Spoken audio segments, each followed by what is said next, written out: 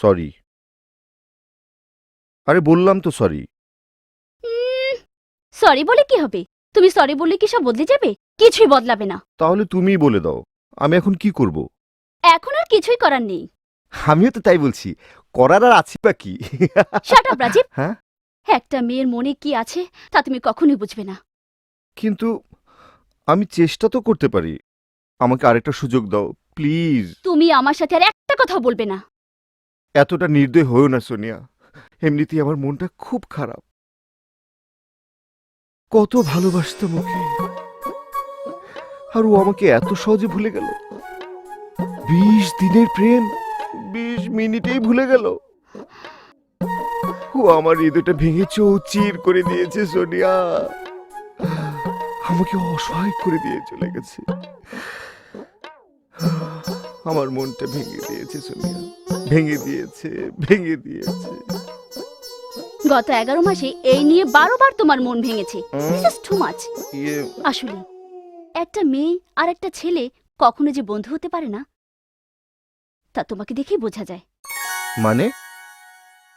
একটা ইয়াং মেয়ে আর ইয়াং ছেলের বন্ধুত্বের মধ্যে কোত্থেকে যেন এই প্রেমের পোকাটা গান গেতে গেতে ঢুকে পড়ে। তখন হয় বন্ধুত্ব প্রেমে পরিণত হয়, আর না হয় দুজন আলাদা হয়ে যায়। বাহ! What rubbish! একজন যুবক আর একজন যুবতীর মধ্যে অবশ্যই বন্ধুত্ব হতে পারে। আমাদের দিকে তাকাও, আমি একজন হ্যান্ডসাম ইয়াং ম্যান আর তুমি একজন সুন্দরী লেডি। আমাদের বন্ধুত্বের মধ্যে তো প্রেম নামক পোকাটার কোনো আনাগোনা নেই। লিসেন মিস্টার, আমাদের কাহিনীটা পুরোপুরি উল্টো। যখন আমি আর তুমি একই সাথে একই অফিসে চাকরিতে জয়েন করি, তখন অবশ্য প্রথম প্রথম তোমাকে একটু একটু ভালো লেগেছিল, রিয়েলি? কিন্তু কিছুদিন পরে বুঝে গিয়েছিলাম কি? তোমার মতো ছেলেকে ভালোবাসার মতো বোকামি কিছুই হতে পারে না। থ্যাংক ইউ, আপনার অশেষ মেহেরবানি। ও গড, আমি জানে বেঁচে গেছি। এমন ভাব করে যেন উনি চিত্রনায়িকা নিপুণ।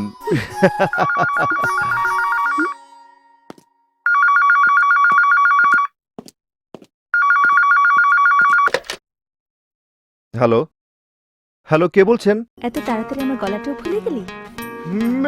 মেঘা, মেঘা হোয়াটসঅ্যাপ, কেমন আছিস? আমেরিকায় গিয়ে তো তুই আমাকে একদম ভুলে গেছিস। কেমন কাটলো আমেরিকায়? আরে আঙ্কেল আন্টি কেমন আছে? ইনফ্যাক্ট তুই দেশে ফিরলি কবে? আস্তে বাবা আস্তে, এত প্রশ্ন করলে কোনটার উত্তর দেব? প্রথম কথা হলো আমি ভালো আছি। নিউ ইয়র্ক সত্যি দারুণ, অনেক মজা করেছি। যে ডিপ্লোমা কোর্সটা করতে গিয়েছিলাম সেটা কমপ্লিট করে গতকালই মাত্র ফিরেছি। Very good. শুধু ভেরি গুড বলে চলবে না, এক্ষুনি ঢাকায় চলে আয়। ম্যাডাম, আমি চিটাগংয়ে একটা মাল্টি ন্যাশনাল কোম্পানিতে চাকরি করি। আর স্টুপিড, আমার কি প্রাইভেট প্লেন আছে যে বলার সঙ্গে সঙ্গে উড়ে উড়ে চলে আসবো? আচ্ছা বাবা, মাফ করে দে, ভুল হয়ে গেছে। আজ না হলেও কালই তোর মুখটা আমি ঢাকায় দেখতে চাই। তোর সাথে জরুরি কথা আছে। কি জরুরি কথা বল? রাজীব, আরে বাবা বল না। রাজীব, আমার বিয়ে ঠিক হয়ে গেছে। তোর বিয়ে ঠিক হয়ে গেছে? ভুল শুনছি না তো? হ্যালো, কি বললি? You are getting married? Yes, I am getting married. হ্যাঁ, আজ থেকে 7 দিনের ভেতরে বিয়ে। সবাই আসছে, তোকেও আসতে হবে। তাড়াতাড়ি আয়। সত্যি তোর বিয়ে হয়ে যাচ্ছে? আচ্ছা, তোর একই কথা বারবার বলার অভ্যাসটা এখনো যায়নি, তাই না? কথা না বাড়িয়ে ব্যাগ গোছা, টিকিট কেটে সোজা চিটাগাং থেকে ঢাকা চলে আয়। রাজীব, আমার কথা শুনতে পাচ্ছিস তো? হ্যাঁ হ্যাঁ হ্যাঁ, শুনতে পাচ্ছি। আসলে হঠাৎ খবরটা শুনে চমকে গিয়েছিলাম। শুধু তুই না, আর অনেকেই চমকে গেছে। সবকিছু এত তাড়াতাড়ি হয়ে গেল যে। তুই আয় তো, সামনাসামনি বাকি কথা হবে।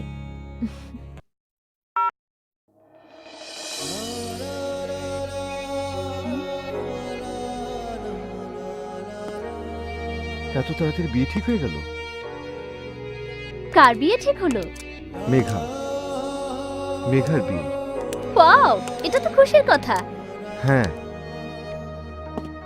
আমিও খুশি হয়েছি, খুব খুশি হয়েছি। কিন্তু তেমনটা তো মনে হচ্ছে না। হোয়াট রাবিশ, কি বলছো তুমি? আমি অবশ্যই খুশি হয়েছি। আসলে খবরটা আচমকা শুনেছি তো, তাই তোমার কাছে এমন মনে হচ্ছে। আচ্ছা, এই সেই মেয়েটি না যে তোমার সবচেয়ে ঘনিষ্ঠ বন্ধু? শুধু ঘনিষ্ঠ বললে ভুল হবে। এর চেয়ে নিবিড় সম্পর্ক আছে আমার ওর পুরো পরিবারের সাথে। খুব ছোটবেলার রোড অ্যাক্সিডেন্টে যখন আমি আমার বাবা মাকে হারালাম, সেই তখন থেকে মেঘাদের পরিবারের একান্ত একজন সদস্য হিসেবে আমার বেড়ে ওঠা। জানো সোনিয়া, আঙ্কেল আন্টি মানে মেঘার বাবা মা কখনই আমাকে আমার বাবা মার অভাব বুঝতে দেননি। সেই ছোটবেলা থেকে মেঘার সাথে একই স্কুল, একই কলেজ, একসাথে বেড়ে ওঠা।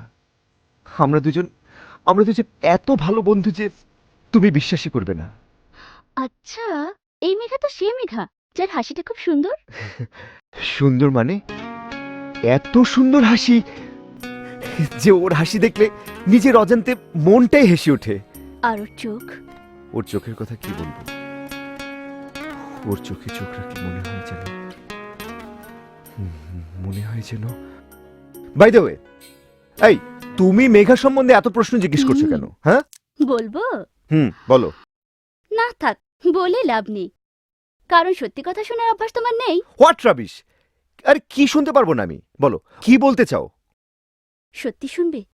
শুনবো, এবং খুব ধৈর্য সহকারে শুনবো। হুম। এই কথা দিচ্ছি, কোনো চেঁচামেচি করব না, হোয়াট রাবিশ বলবো না, হুম। এবং উত্তেজিত হব না। বলো কি বলবে? আসলে ব্যাপারটা কি জানো রাজীব, তুমি মেঘাকে ভালোবাসো। হোয়াট রা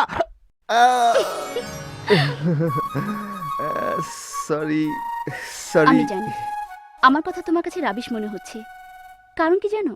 হ্যাঁ, তুমি নিজেই জানো না যে মেঘাকে তুমি কতটা ভালোবাসো। ঢাকা থেকে চাকরি করতে তুমি চিটাংয়ে একা আসোনি, তোমার সাথে মেঘার স্মৃতিও চিটাংয়ে এসেছে। এখানে এসে তুমি সব মেয়েদের মাঝে মেঘাকে খোঁজার চেষ্টা করেছো।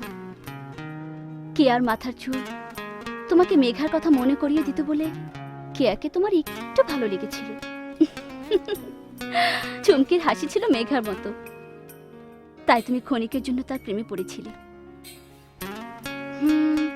টুম্পার সাথে মেঘার চোখে কিছু কিছু মিল ছিল, কিন্তু তুমি মেঘাকে কখনোই খুঁজে পাওনি, আর পাবেই বা কি করে? সে তো তখন তোমার থেকে অনেক দূরে, আমেরিকায়। আসলে কি জানো, যখনই কোনো মেয়ে তোমার চোখে চোখ রেখে নিজেকে দেখার চেষ্টা করেছে, তখনই সে খুঁজে পেয়েছে মেঘাকে, আর তাই এরা সবাই তোমার জীবন থেকে সরে গেছে। বুঝেছেন মিস্টার রাজীব মির্জা? এটাই আপনার জীবনের সবচেয়ে বড় সত্য। সব মিথ্যে, সব ভুল। দেখেছো দেখেছো, আমি উত্তেজিত হইনি, এমন করে রেগেও যাইনি, একবার হোয়াট রাবিশও বলিনি। কেন বলিনি জানো? কারণ এমন স্টুপিড থিওরি আমি আমার জিন্দেগিতে শুনিনি। আমি তো তোমাকে আগেই বলেছি, সত্যি কথা শোনার অভ্যাস তোমার নেই। ওহো, shut up Sonia, shut up. দেখো তুমি কিন্তু উত্তেজিত হয়ে যাচ্ছ। হ্যাঁ, আরে মেঘা আর আমি, উফ, তোমার উর্বর ঘিলুতে এমন আইডিয়া আসলো কি করে? তোমার মাথায় ঘিলে থাকলে আইডিয়াটা তোমার মাথাতেই আসতো। What rubbish, what rubbish, what rubbish. Megha আর আমি শুধুমাত্র বন্ধু ছাড়া আর কিছুই না, ওকে? তোমার সাথে কথা বাড়িয়ে লাভ নেই। সোনিয়া, দেখো দেখো সোনিয়া, আমার কথা শোনো। আমি তোমার সাথে আর কোনো কথা বলতেও চাই না, শুনতেও চাই না, বাই। আরে Sonia, Sonia listen to me. আবার কি? ইউ আর রাইট, আমি মেঘাকে ভালোবাসি। যাক, অবশেষে স্যার স্বীকার করলেন। তো মিস্টার হটরাবিশ, আপনি যাকে এত ভালোবাসেন সে দেখতে কেমন আমাকে তো একবারও বললেন না। মেঘার কথা বলছি শোনো।